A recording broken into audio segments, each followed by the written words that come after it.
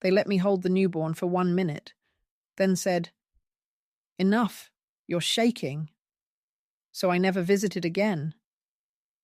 It wasn't just the words, it was the way they came out, as if they were carefully measured, deliberately gentle, and yet somehow in their softness, they cut deeper than anything harsh ever could. I could still feel the tremor in my hands as I gently cradled that tiny bundle, my grandchild, who looked so much like the baby I once held, my own son. I had waited for this moment, imagining it 1,000 times, but when it came, it was nothing like what I'd imagined. No tenderness, no joy of passing on love through generations. Just an awkward, sterile exchange that left me feeling not needed, but like an intruder in a space I thought would be mine forever. I am 78 now, living alone in a house I worked my entire life to keep in the family. But that wasn't always the case. I had a family once. I was a mother, a wife, a homemaker, a caretaker of those I loved. I had been the one to comfort, to hold, to support, and to give. And for a long time, I believed I was valuable because of those things. I thought that my love, my care, my sacrifices had a place in the hearts of those I had brought into this world. But as it turned out, it didn't. Not in the way I thought it would, not when it really mattered. I had never thought of myself as disposable. But standing in that sterile, overlit hospital room, with the smell of antiseptic stinging my nostrils, I couldn't escape the feeling that I had somehow become just that, disposable, a burden, an afterthought. My son, Adam, had ushered me into the room like I was an item on a checklist. A quick smile, a nod, and then the baby was placed in my arms, as if it were some sort of passing ritual, a moment to be checked off and forgotten. There was no warmth in his touch as he handed me my granddaughter. The careful way he said, "Be careful, Mom," left me feeling as though I was a fragile object, as though I couldn't be trusted to do the simplest thing, to hold a baby, my own flesh and blood. The child I'd been waiting for, praying for, my grandchild, my daughter's child. Yet it felt as though I was standing in line behind everyone else, waiting for permission to belong. I held her tightly at first, my heart racing, my hands trembling as they often did these days, the years of living weighing heavy on my joints, on my nerves. But it was more than that. It was a lifetime of being sidelined, dismissed, ignored. I felt the moment her body, so small and fragile, became heavier in my arms, not because of her weight, but because of the invisible burden I felt pressing down on me. I was there, and yet I wasn't. My presence was tolerated, not wanted, and then the words came. "Enough! You're shaking," Lisa, my daughter-in-law, said, with that same fake sweetness I had come to know all too well over the years. "She's fine," she added, as if to assure me that I had somehow failed her in those brief seconds, that I wasn't worthy of the privilege of holding her, of being part of her life in this way. My son didn't speak. He just stood there, watching with a quiet expression on his face, as though he were already mentally checking out of the moment, as though the act of holding the child had already gone on far longer than it should. The minute passed, the moment disappeared, and I was left standing there, unsure of what to do next, unsure of where I fit into their perfect little world. They led me to a chair, a sterile hospital chair next to the window, where I sat with my hands still trembling, not just from the weight of the baby, but from the weight of rejection that settled on my shoulders. I watched as they moved around the room, Lisa tending to the baby, Adam hovering, making sure everything was just right. And then, just like that, they turned away from me, like I wasn't part of their world anymore. I wasn't part of their family. Not in the way I used to be. I knew what was coming. I'd seen it before. The way my son started to speak to me in that clipped, over-patient tone, the one reserved for the elderly, for those who are inconvenient, for those who need to be managed like something that has overstayed its welcome. "We'll see you later, Mum," he said, his voice tight with that forced cheerfulness that said more than any words could. They didn't need me there. They didn't need me holding their baby. They didn't need me at all. I was an obligation, a figure from the past who had overstayed her welcome. I wasn't blind. I had watched the signs for years, the way they would call when they needed something, but only just enough, the way they would smile at me, but only because it was expected, the way I had been relegated to the back of the room, to the outskirts of their lives, where they could pretend I didn't exist unless it suited them. But I never imagined it would come to this. I never imagined that I would be dismissed with such finality, that I would be left in a hospital room with nothing but the echo of those words ringing in my ears. "You're shaking." It's strange, you know, how quickly you can become invisible. You can be standing right there, in the middle of it all, and yet still feel like you don't exist, like you don't matter, like you're a ghost in your own life. That's how it felt, sitting there, watching my family, my son and his wife, move on without me. They were a family now, and I wasn't part of it. Not anymore. They called me in for that moment. The moment when I should have felt joy, when I should have felt that rush of love as a grandmother holding her grandchild for the first time. But all I felt was cold. Cold in my hands, cold in my chest. It wasn't the baby who was cold. It was me. The warmth was gone. And I realized then, for the first time, that I wasn't just an afterthought in their lives. I was nothing. And that was the hardest pill to swallow. I don't know how long I sat there in that chair, staring out the window at the traffic moving by, at the lives of others continuing on while mine stood still. But at some point, I stood up and left. No one stopped me. No one even looked up. I walked out of the room, past the nurses who had been cooing over the baby just moments before. They smiled at me, but it was an empty smile, a smile that didn't reach their eyes. I wasn't part of their world either. I never visited again. And that moment, that single minute of holding the baby, became a memory, a bitter one that I would carry with me forever. The memory of a grandmother who wasn't wanted, a mother who was forgotten, a woman who, in the end, was left alone. And so I sat, and I waited, not for them, not for anyone, but for myself, to find a place where I mattered again. It was the phone call that came 3 days after the hospital, though it felt like it had been a lifetime. Adam, sounding tense, his voice like a thread barely holding together. "Mum, are you okay?" He asked it like it was a question that had been lingering for days, weeks even, though it was only now he was bothering to ask. That phrase, "Are you okay?" had come to mean so little over the years, a polite way to cover for all the things left unsaid, all the empty spaces left between us. I didn't answer right away, but I knew he could hear my hesitation. I could hear the weight of his words hang in the air, like he was waiting for me to fill in the blanks. I wasn't going to. "I'm fine," I said, though I wasn't sure anymore if that was true. It wasn't just the shaking I had felt when they took the baby from my arms. It was the entire situation. That moment, when my son didn't seem to care enough to even ask how I was feeling, how I was coping with being pushed aside in the most painful way. It was the years of growing distance, the slow erosion of trust and care, masked by polite gestures and expectations. It was the reality of their lives, his and Lisa's, growing so far away from mine that I couldn't even find a foothold in their world anymore.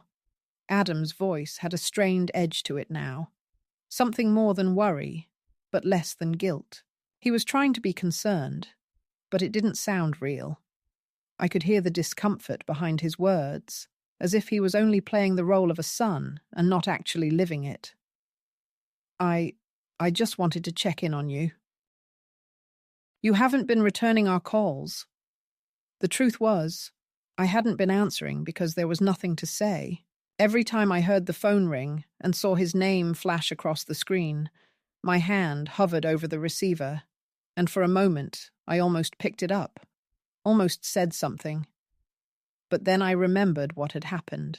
I remembered how they had treated me at the hospital, how my presence was something to be tolerated, but not truly welcomed. I wasn't even an inconvenience to them. I was invisible, so I let it ring out every time, hoping that maybe this time he'd get the hint. But he didn't. And now, there he was, calling again, acting as if he were the one who had been abandoned. Mom, he continued, his voice softer now, but still carrying that air of impatience. I don't know what's going on with you, but you need to pull it together. Lisa's really worried. The baby misses you. The baby. The words hit me like a slap, though I wasn't sure why. Perhaps because they had used the baby as a pawn, a weapon, in the subtle war they were waging to keep me at arm's length. They knew how much I wanted to be part of her life. They knew how much it hurt to be rejected by her before I even really had the chance to know her. And now they were using her as a reason to manipulate me into coming back into their lives, as if all the years of silence and isolation could be healed in one phone call. I miss you, Mom, Adam added, as if that would fix everything. But the words were hollow. They didn't come from a place of true emotion. They were just a script, something that was expected, something that needed to be said. If I had known that he missed me, if I had felt it at any point in the past decade, maybe I would have believed him. But I didn't. I wasn't angry. I was just tired. Tired of the pretending. Tired of being the one who always gave, who always tried, who always made excuses for their behavior. It was exhausting, and I didn't have the energy to keep it up anymore. I didn't say anything at first. I just stood there, my back against the kitchen counter, staring out the window as I listened to the silence on the other end of the line. The air was thick with it, thick with the weight of everything unsaid, everything unacknowledged. And then, without thinking, I said something I hadn't planned to say. I'm not coming back, Adam. The words felt like they were spoken by someone else, like they had come from a place deep inside me that I hadn't accessed in years. But once they were out, they hung in the air between us, settling like dust in the corners of a room that had been shut up for too long. There was a long pause, and I could hear him breathe, like he was trying to process what I had just said. What do you mean, you're not coming back? He asked, confusion mixing with frustration. You've got to stop doing this, Mom. This is ridiculous. I couldn't help it. I laughed, though it wasn't funny. It was bitter, the kind of laugh you have when you've been hurt for so long, when you've been ignored and overlooked for so long that you don't even know how to feel anymore. Ridiculous, I repeated, letting the word roll off my tongue like a taste I couldn't get rid of. You don't even understand, do you, Adam? I've been waiting for you to see me for years, and you never have. You've never really seen me, not for who I am, not for what I've given to this family. There was no response. I didn't expect one. There was nothing left to say, nothing that could undo the years of neglect, nothing that could heal the wounds they had caused. I'm done, I said quietly, and for the first time in a long time, I meant it. He tried to argue. He tried to explain. But I wasn't listening anymore. The truth had settled into me like a heavy stone, and I wasn't going to let it go. I wasn't going to pretend that I was still the same woman who waited in the background, who swallowed her hurt, who ignored the signs. I had been a mother, a wife, a grandmother, but I was also a woman in my own right. And that woman, the one who had been lost for so many years, had found her voice again. I ended the call without another word, and for a moment I stood there, feeling the weight of the silence that followed. It was heavy, but it wasn't oppressive. It was the silence of something finally being released, something that had been held in for too long. I went for a walk that afternoon, my legs stiff from sitting, my heart still a little heavy from the call. But there was something else there, something new, a sense of clarity. I walked to the park near my house, past the trees that had been planted when Adam was a boy, past the swing set he used to play on with his friends. The sun was beginning to set, casting a soft orange light across everything. And I found myself thinking about what had just happened, about the decision I had made. It wasn't easy. It wasn't something I had done lightly, but I knew, deep down, that it was time to stop pretending, to stop waiting for something that was never going to come. They had moved on with their lives, and it was time for me to do the same. I didn't look back. I couldn't. I had already been left behind once, and I wasn't going to allow myself to be left again. The days that followed the phone call felt like a slow unraveling, each one pulling me further from a family I had tried so hard to hold on to. I didn't answer any more of Adam's calls. I didn't respond to Lisa's texts. I didn't even check the voicemail messages they left. It wasn't because I didn't care. I cared more than I wanted to admit.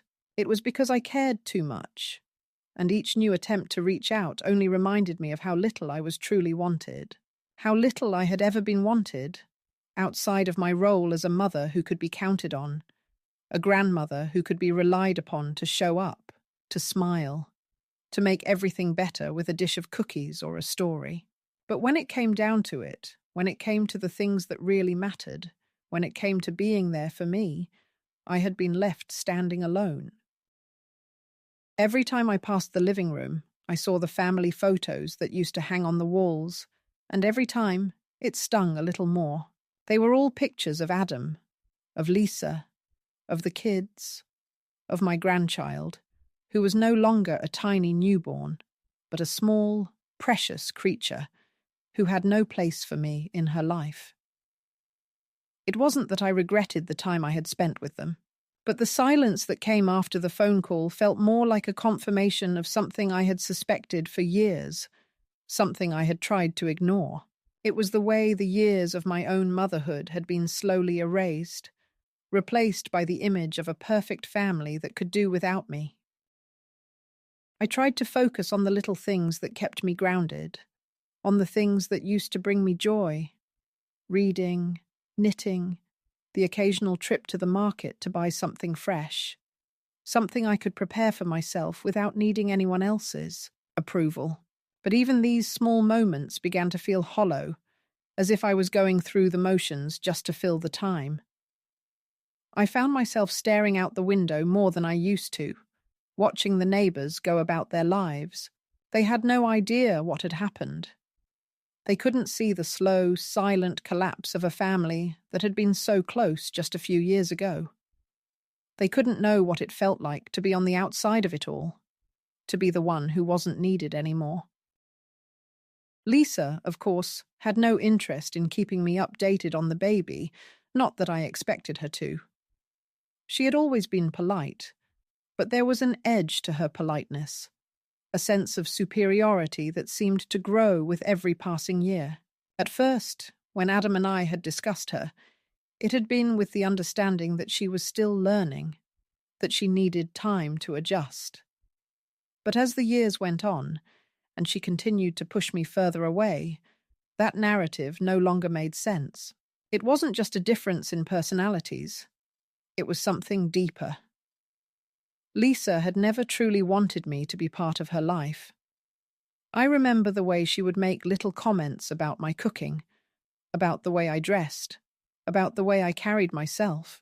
At first, I would laugh them off, telling myself she didn't mean it, that it was just her way of trying to be funny. But as time went on, I realized that it wasn't funny. It was cruel, subtle, but cruel. And the worst part was that Adam never seemed to notice. He never seemed to see how the smile on Lisa's face never reached her eyes when she looked at me, how the things she said, the little jabs disguised as humor, always left a sting. I didn't say anything to him, though. I didn't want to make things worse. I didn't want to be the one who was always complaining, always pointing out the things that were wrong, always expecting more than I was given. I just kept my mouth shut, just kept showing up, just kept pretending everything was fine. But with each passing day, I felt myself shrinking. I had always been the one to take care of others, to offer comfort, to provide a steady hand when someone needed it. But now, I was the one who needed comfort, and no one was offering it. Adam, who had once called me for advice, for support, for just a kind word, was now too busy with his own life to even check in. Lisa, who I had once hoped would come to see me as someone more than just the mother-in-law, someone who had wisdom to offer, someone who could be trusted, had become the person who made me feel invisible. And it hurt in a way I hadn't expected. It hurt because I realized too late that I had never been truly seen by them. Days turned into weeks, and still nothing changed. I began to accept that maybe this was just the way things were going to be from now on. Maybe this was how life was going to be in my later years. I had spent so much of my life giving to my children, giving to my husband, giving to my friends, that I had forgotten to give to myself. And now, here I was, standing at the edge of a life that had once been filled with love and connection, and now was nothing but an empty space. I didn't know how to fill that space, but I knew I couldn't keep waiting for someone else to do it, and so I began to pull away even more. I stopped sending birthday cards. I stopped calling on holidays. I didn't want to feel like I was begging for attention, for affection. I didn't want to keep putting myself out there, only to be met with coldness. I started doing things for myself. I started going to the local library, taking long walks in the park, spending time with the friends I had left, the few who still made an effort to check in on me. It wasn't much, but it was something. It was better than waiting by the phone, hoping for a call that never came. I started to go out for coffee more, sitting in the corner of my favorite cafe and watching people come and go. I felt more at ease there than I did at home. At least there, I wasn't invisible. There, I was just another person, another face in the crowd. And for the first time in a long while, I realized that maybe that wasn't such a bad thing. Maybe I didn't need to be the center of someone's world to feel like I mattered. Maybe I could just matter to myself. The weeks went by, and I began to build a routine. It wasn't the life I had expected, but it was mine. And for the first time in a long time, I began to feel like it was enough. I stopped checking my phone so often. I stopped waiting for messages that would never come. I started writing again, not for anyone else, but for me. I found that when I put pen to paper, the words came easily, and I realized that I hadn't lost everything. I still had my mind, I still had my voice, I still had my memories, and they were mine to keep. But just when I thought I had begun to settle into this new life, something unexpected happened. One evening, about a month after my last conversation with Adam, I received a letter in the mail. It wasn't a letter from him. It wasn't from Lisa either. It was from Kieran, my oldest grandchild. I hadn't heard from Kieran in months. His letter was brief, but it was enough. "Grandma, where are you?" I miss you. I hope you're okay. Please, let me know you're all right. It was the first time in a long time that I had heard from someone who genuinely cared about me, without any pretense, without any hidden agenda. It was a simple letter, written in the same messy handwriting that had once been part of his school projects when he was younger, and it hit me in a way I wasn't prepared for. I wasn't forgotten. I wasn't invisible to everyone. But still, I wasn't sure what to do. Kieran wasn't the problem. He wasn't the one who had pushed me away. It was Adam. It was Lisa. It was the way they had shut me out without ever really saying why.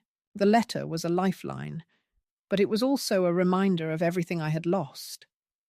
I didn't know if I was ready to reopen that door, to step back into the world they had left me out of.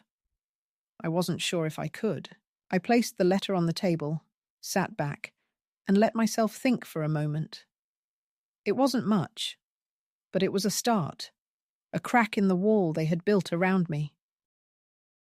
And maybe, just maybe, it was enough to make me wonder if there was more to this life than just the silence they had left behind. I hadn't answered Kieran's letter.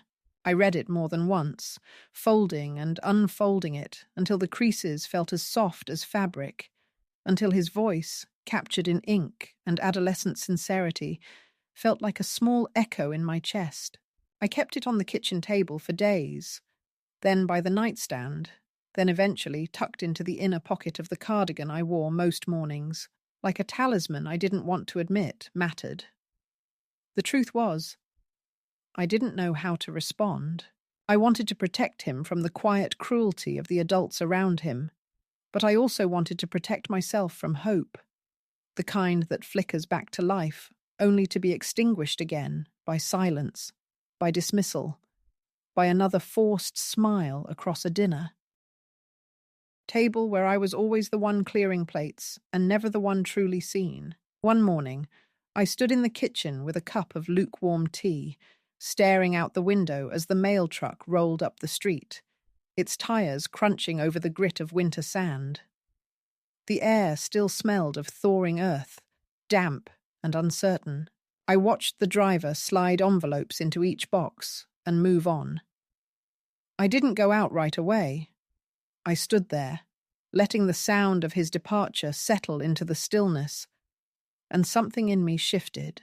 It wasn't dramatic, not some lightning bolt of clarity, but rather the soft click of a lock turning somewhere deep inside, as though a part of me had finally realized that I didn't have to keep waiting to be invited back into a life that had no room.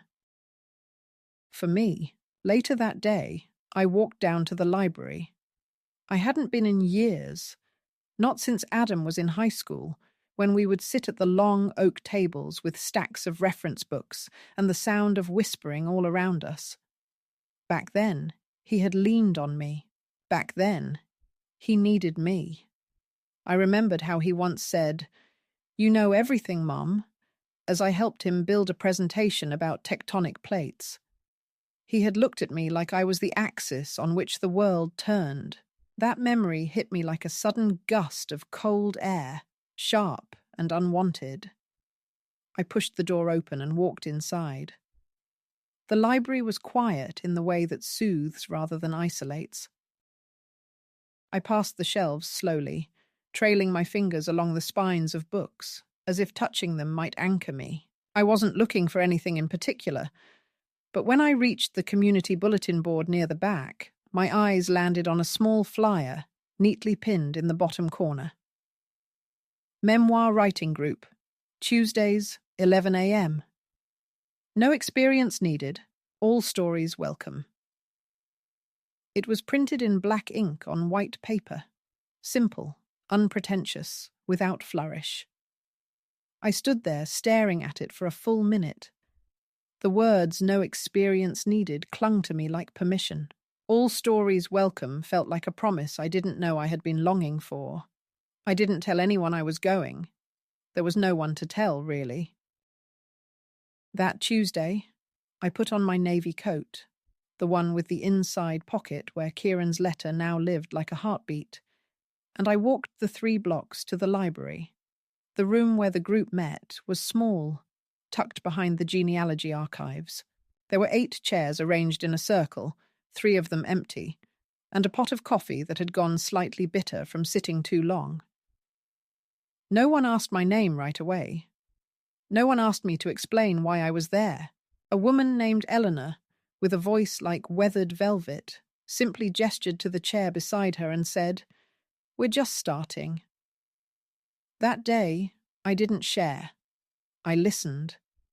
To a man in his 60s who wrote about his sister's death. To a woman who spoke in half-finished sentences about a garden she no longer had.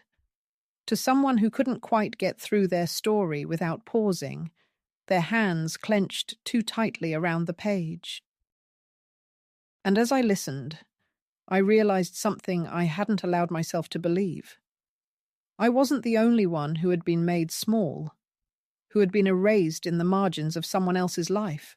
We were all fragments trying to assemble ourselves again through story, through words, through bearing witness. When the session ended, Eleanor turned to me and said gently, "You don't have to talk until you're ready, but I hope you come back." And I did, the next week, and the week after. I started writing, not about the hospital, not about Adam or Lisa or even Kieran, but about a blue glass dish I had once dropped in the kitchen the day Derek told me he was sick. I wrote about the sound it made, how the silence after the shatter was louder than anything I'd heard before.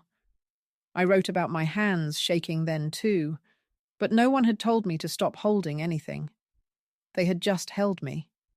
It became my rhythm. Tuesdays at the library, quiet afternoons with my pen. I wasn't waiting for them to remember me anymore. I was remembering myself. I took walks without my phone. I bought a new journal with a soft leather cover, and I kept it next to the kettle. I didn't expect anyone to read it. That wasn't the point. The act of writing was enough. The act of claiming space, even in the margins, was enough. Then one evening, I found myself in the attic, sorting through old boxes. I don't know what pulled me up there. Maybe a kind of restlessness. Maybe a desire to see who I had been. Among the stacks, I found a small wooden chest I hadn't opened in decades. Inside were scraps of cloth, a broken charm bracelet, and a stack of letters tied with a faded ribbon. Letters from Derek. Love letters. Silly ones. Mundane ones. A few that were angry, but always real. His handwriting was strong and looping, the ink slightly smudged from the way he gripped the pen. I sat on the floor and read every one. I stayed there until the light outside turned blue with evening. By the time I finished, I realized that I had stopped trembling. My hands were still. The stillness didn't mean I was healed. It didn't mean the pain was gone, but it meant that I had found something that was mine again. Something no one could take away, no matter how much they tried to redefine me. I placed the letters back in the box, tied the ribbon, and tucked it onto the shelf where I could find it again. I wasn't hiding anymore. I wasn't waiting. I didn't have to be what they wanted. I could just be. And that, somehow, felt like the beginning of peace. The call came on a Tuesday. It was the day after my most recent session at the writing group, when I had written about the feeling of my mother's hands, soft and weathered, when she had braided my hair before my first day of school. I hadn't told anyone about the call. It wasn't important, at least not at first. Adam's voice on the other end, tight, strained, didn't register at first. It wasn't until he repeated my name that I understood it was him. "Mom," he said, and I could hear something else in his voice now, something that wasn't the annoyance or impatience that had become so familiar. "Mom, we need to talk." I didn't speak at first, didn't let him hear the hesitation. The hesitation that lived between us now, the chasm that had been quietly widening ever since I stopped answering, stopped waiting, stopped being who they wanted me to be. I had kept the silence between us, hoping they would notice, hoping they would understand that the distance had become so thick that even their voices couldn't break through it anymore. But now, his voice, though filled with some measure of urgency, still carried that same quiet sense of entitlement.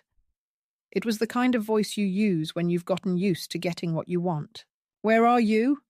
he asked, like the question held all the weight of everything that had happened between us. Like if I answered, it would somehow change everything.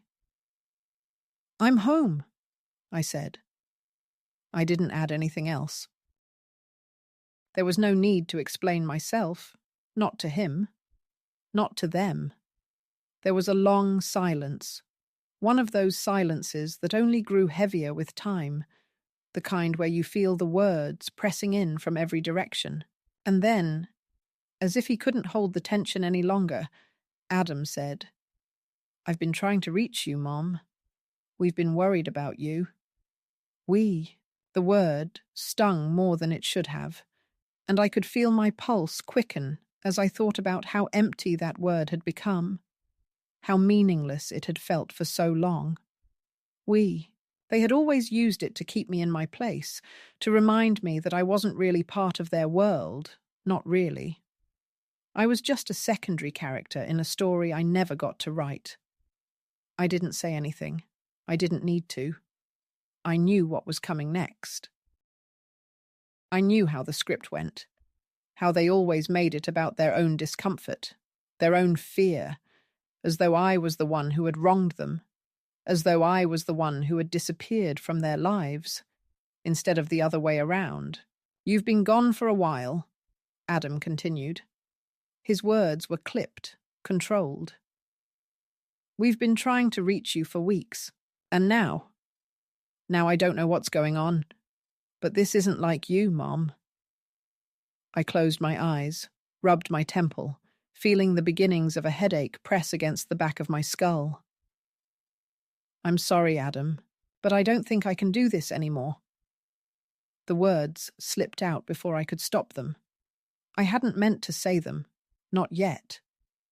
But they had been building inside me, like a dam waiting to burst, and now there was no turning back. "What do you mean?" His voice shifted then, becoming more insistent, more like the Adam I had known for years, the one who never let anything go, the one who could always talk you into anything, even when you knew it wasn't what you wanted. "I mean," I said slowly, letting the weight of the silence hang in the air between us, "that I'm not coming back to the life I used to have. I'm not coming back to what you and Lisa think I should be." There was a pause, one that felt like an eternity. I could almost hear him trying to find the right words, to formulate the right argument, the right justification. But when he spoke again, his voice was quieter, more controlled. "This isn't like you, Mom. You've always been there for us. You've always been the one we could count on." I let his words hang in the air, feeling the weight of them, feeling the suffocating pressure of expectations that had been placed on me for so long. I wasn't angry, not really, but I was tired.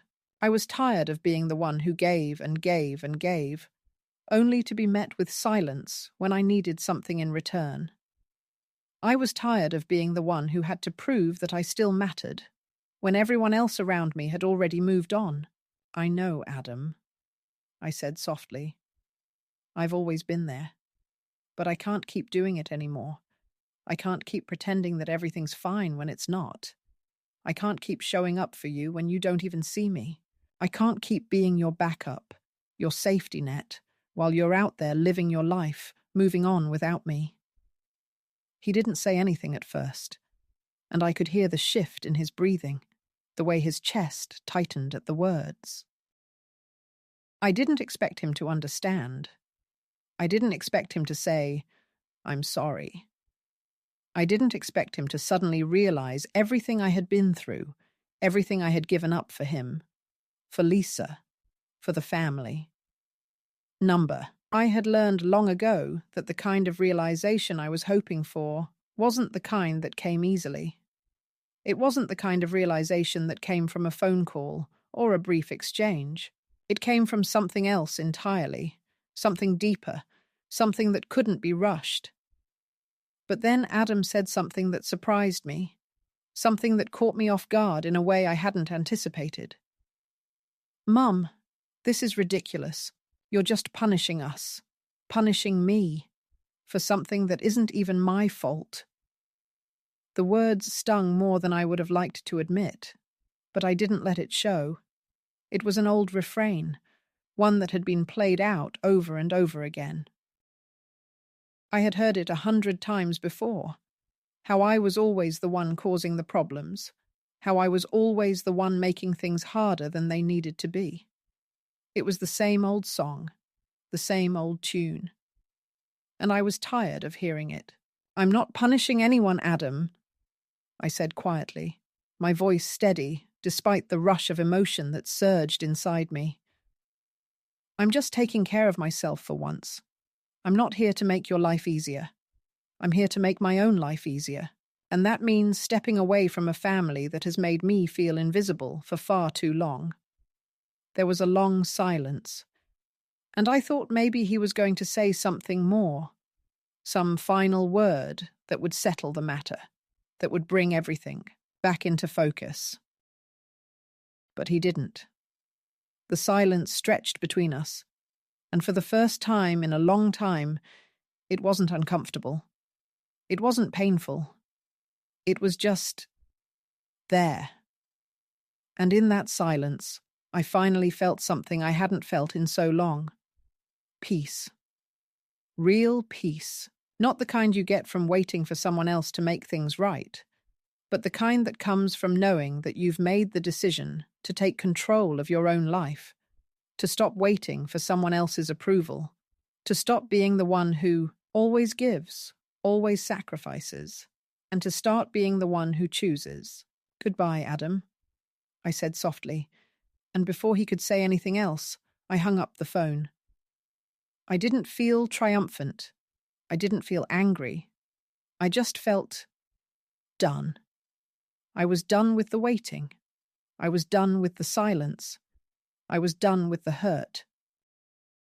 And for the first time in a long time, I knew I was ready to move forward. I didn't know exactly where that would take me, or how long it would take for things to change. But for the first time, I was ready to let go of the past, to stop holding on to the family I had tried so hard to hold together, and to start building something new, something that was just for me. I knew something had shifted when the letter arrived. It was an old-fashioned thing, square, with no return address. Just my name in familiar handwriting, Kieran's, the neat, methodical script. The kind that still carried echoes of a time when he would write me long letters, filled with stories of his life, stories I would treasure and hold close to my heart.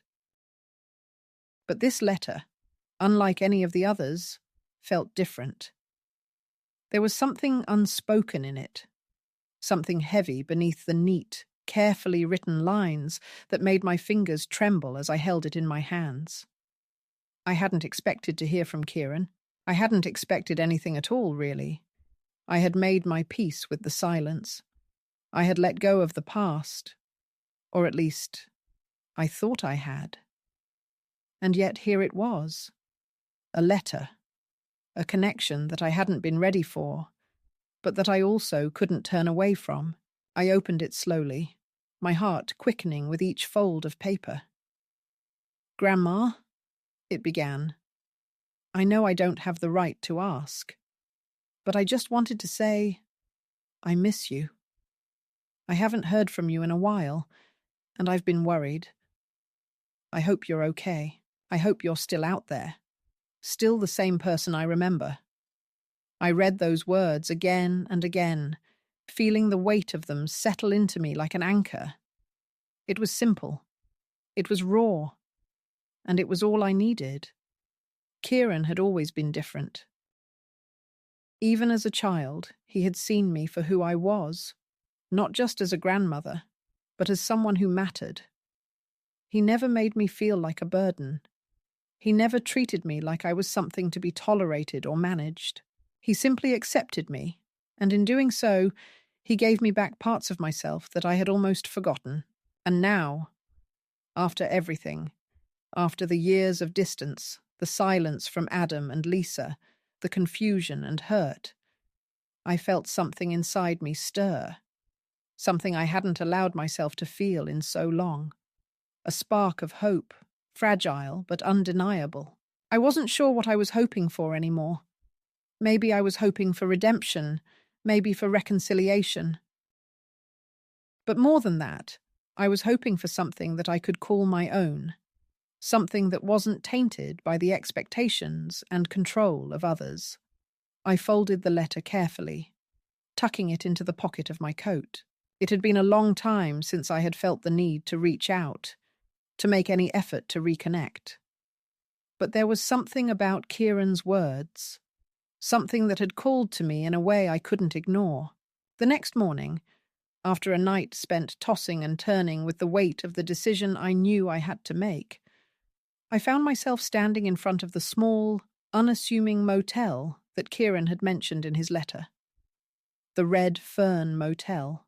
The name itself had a quiet, almost poetic ring to it, and something about it felt like an invitation to step away from the life I had been living, from the expectations that had suffocated me for so long, and to rediscover something I had almost forgotten. I didn't know what to expect when I walked through the door. I didn't know if Kieran would be there, or if it would be awkward, or if he would look at me with disappointment, with judgment, for having disappeared the way I had. But I had to see for myself. I had to know if I could rebuild something with him, even if I had to start from scratch. I wasn't sure I was ready for this, but I also knew I couldn't keep living in the shadows of the past. I couldn't keep letting my regrets define me. The door to the motel room opened with a soft creak, and there he was. Kieran. Older now, taller, his face more mature than I remembered, but still the same boy who had once spent afternoons in my garden, building birdhouses and painting them bright red because he said that was the best colour for a bird to live in. He smiled when he saw me, a smile that reached his eyes in a way that made my heart tighten. It was the kind of smile that didn't ask for anything in return. It was just a smile, a welcome. "Grandma," he said, his voice thick with emotion, but not in the way I had expected. It wasn't guilt or anger. It wasn't a demand for answers. It was simply relief. Relief that I was there, standing in front of him, not hiding behind years of silence, but facing the truth of what we both needed. We stood there for a long moment, neither of us speaking. I wanted to say so many things, but I didn't know where to begin. I didn't know how to explain the years I had spent feeling like a ghost in my own family, how I had let myself slip into the background, swallowed by the shadows of their lives. I didn't know how to explain the pain of being forgotten by the people I had loved the most, the people who were supposed to be my family. But Kieran didn't ask me to explain. He simply stepped forward, slowly, cautiously, and wrapped his arms around me. It was the first time in years that anyone had held me like that, without reservation, without hesitation. It wasn't a hug that was meant to fix anything. It wasn't a hug that was meant to make the past disappear. It was just a hug, a connection, a simple act of love. And in that moment, I realized something I hadn't allowed myself to believe in a long time. I wasn't completely alone. We sat down on the bed, the silence between us comfortable now, not oppressive. I didn't know where to start, but Kieran did. He pulled a small, worn notebook from his bag and placed it in front of me. "I wrote this for you," he said quietly. I've been working on it for a while, and I thought you might want to see it.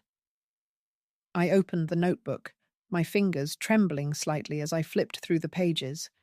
It was a collection of poems, small, raw, beautiful. Each one felt like a piece of him, a piece of us, a bridge between the past and the future.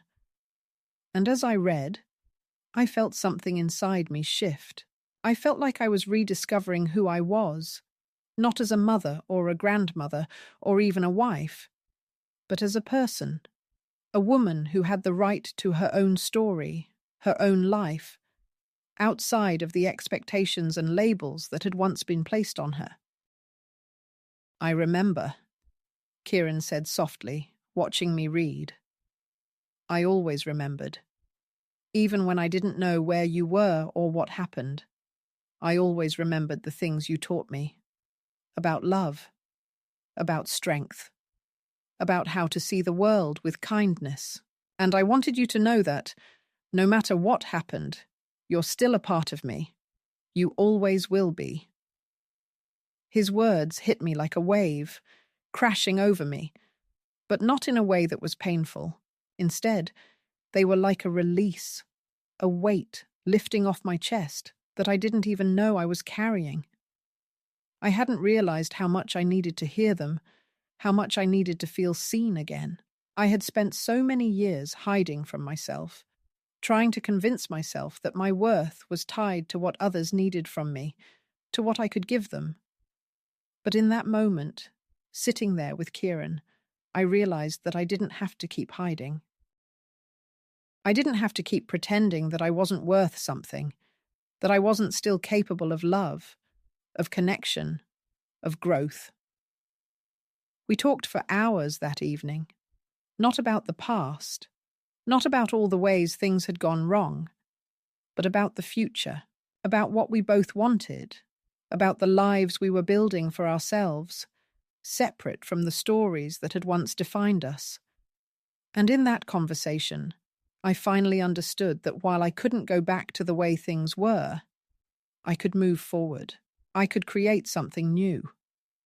I left the motel that night feeling lighter, not because the past had been erased, but because I had finally accepted it. I had finally accepted that I didn't have to be defined by my mistakes, by the gaps in the relationships I had tried so hard to hold together.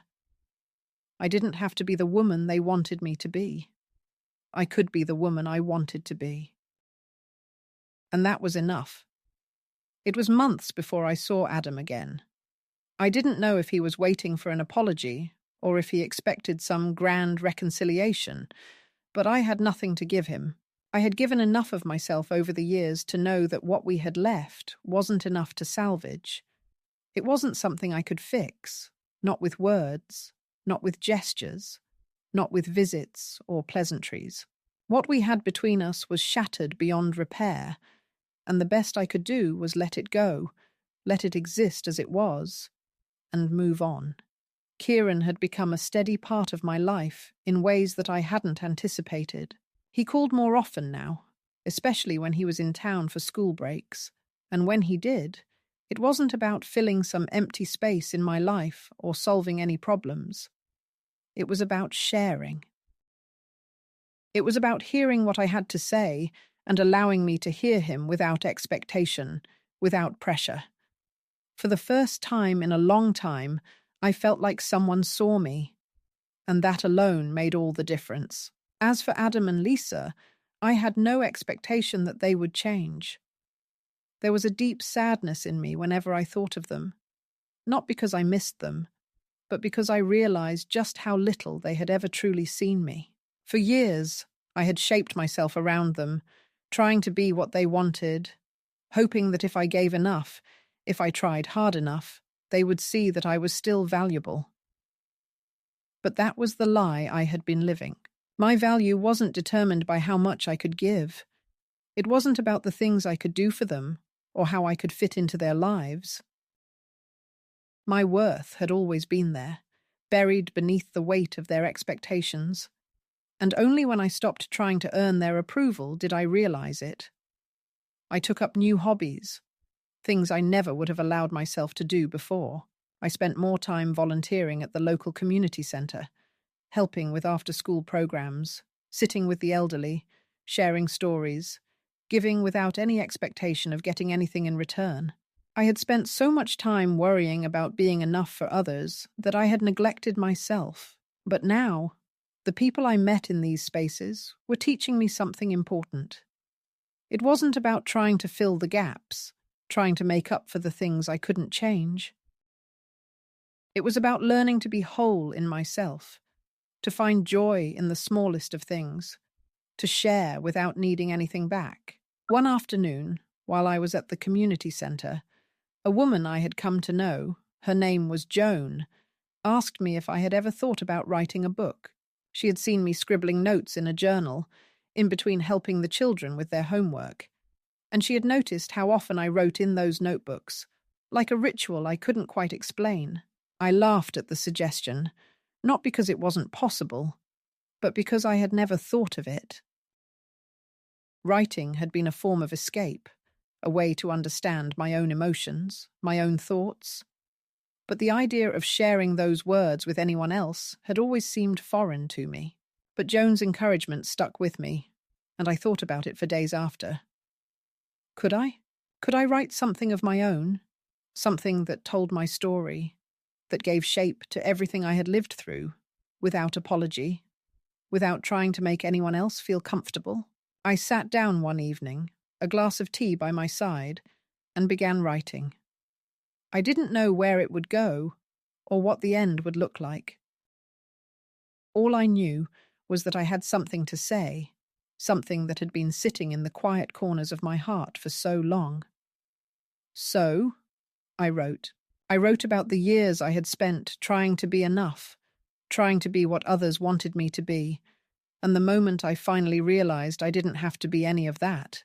I wrote about Adam, about Lisa, about my own feelings of betrayal, but also about Kieran, about the unconditional love I had found in that small, steady connection, about the joy of being seen for who I was. I wrote about loss, about healing, about discovering a kind of peace that had nothing to do with the people who had once defined me, but everything to do with me finally finding my own voice. The words came easily once I started, flowing out of me like a river that had been dammed for too long. It wasn't perfect. It wasn't polished. But it was mine. It was real. And for the first time in a long time, I felt like I was doing something for myself. It wasn't about impressing anyone. It wasn't about validation. It was about expressing something I had kept buried for so long. And then, one day, I received an email. It was from Kieran, and as I opened it, my heart leapt in my chest. "Grandma," he wrote, "I found your journal. I've been reading it, and I want you to know that I'm so proud of you. I never realized how much you had been through. I never realized what you had given up. But now I know. And I think it's time for the world to know too." He was right. It was time. It was time to stop hiding, time to stop living in the shadows of a past that no longer served me. It was time to step into the light and tell my story, not for anyone else, but for me. And when I finally finished that first draft, I sent it to him. I didn't expect anything. I didn't expect him to offer solutions or to make things easier, but when he read it, he saw what I had been trying to say all along. He saw the pain, but he also saw the strength, the resilience that had carried me through. The next step was uncertain. I wasn't sure what I was going to do with the book or how it would change things, but I knew I had taken the first step in a journey that had nothing to do with anyone else's expectations. It was my story, and it had value, simply because it was mine. And that, for the first time in years, was enough. I continued writing. I continued sharing with Kieran, with the people in my writing group, with myself.